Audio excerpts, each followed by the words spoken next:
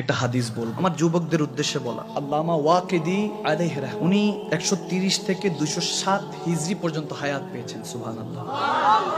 জেনার হাদিস বলতেছি আজ থেকে 1200 বছর আগের। ফতহুশ শাম কিতাবের মধ্যে তিনি এই হাদিসটা লিখেছেন। খুব গভীর খেয়াল। ঈসাই বাদশাহ একবার এক ঈসাই বাদশাহ বাগদাদে হামলা করলেন। মুসলমানদের সাথে অনেক যুদ্ধ হলো। একটা পর্যায়ে আল্লাহ ইমতিহান দিলেন, মুসলমানরা পরাজিত হলো। যখন পরাজিত হলো ঈসাই বাদশাহ করলেন কি সবাইকে ধরলেন। ধরার পর এক এক করে সবাইকে শহীদ করে দিচ্ছেন, হত্যা করছেন। একটা পর্যায়ে তেনার মহলের কাছে 10 জনকে আনলেন। এই 10 জনকে দেখতেছেন একটু যুবক করে, বয়োজ্যেষ্ঠ ওলামায়ে কেরামও আছেন ওখানের মধ্যে।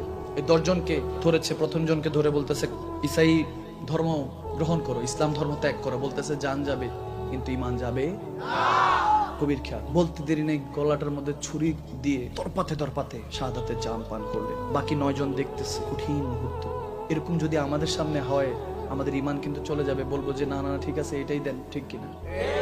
বর্তমানে আমাদের ঈমান এত দুর্বল হয়ে গিয়েছে। তখনকার ঈমানদার তেনাদের দাম দেখেন, ঈমান দেখেন কি পাওয়ার ছিল। আল্লাহু আকবার। যখন ঈমান হাল উঠবে, আল্লাহ রাসূলের ঈমান যতটুকু আপনার উপর ততটুকু আল্লাহ আপনাকে সহযোগিতা করবে। যদি বলেন আল্লাহ আমার কাজটা কালকে করে দিবে, তাহলে আপনার আল্লাহর ক্ষমতা ততটুকু। কথা বুঝেন নাই?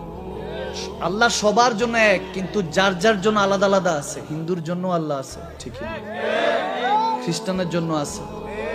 আওয়াজ দেয় না, আরো জোরে বলতে হবে। বৌদ্ধের জন্য আল্লাহ আছে কিনা? মুসলমানের জন্য আছে, মুমিনের জন্য, কমিনের জন্য, অলির জন্য, গৌসের জন্য, আবার আমার আল্লাহ নবীদের জন্যও আছে, ঠিক কিনা? এক একজনের সাথে আমার আল্লাহ এক এক রকম। যার ইমানের শক্তি, ইমানের দৌলত বেশি, আমার আল্লাহ তার সাথে তত বেশি সম্পর্ক।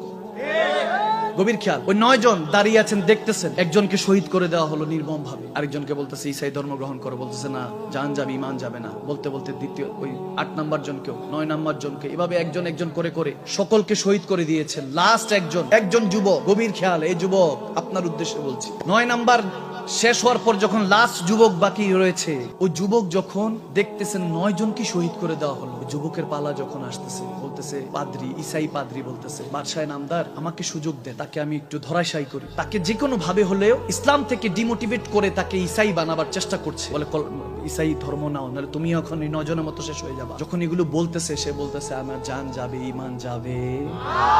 বাদশাহ বলতেছে এরা কেমন মুসলমান, গর্দান নিয়ে নিচ্ছি। নবীজি পর্দা করেছেন তখন অনেক বছর হয়ে গিয়েছে, ইন্তেকাল করেছে। রুখসাত করেছেন অনেক বছর হয়ে গেছে। বলতেছে দেখে নাই কিছু, আল্লাহকে দেখে নাই, নবীকে দেখে নাই, কিন্তু জান দিতে প্রস্তুত। এগুলো কেমন মুসলমান? সুবহানাল্লাহ।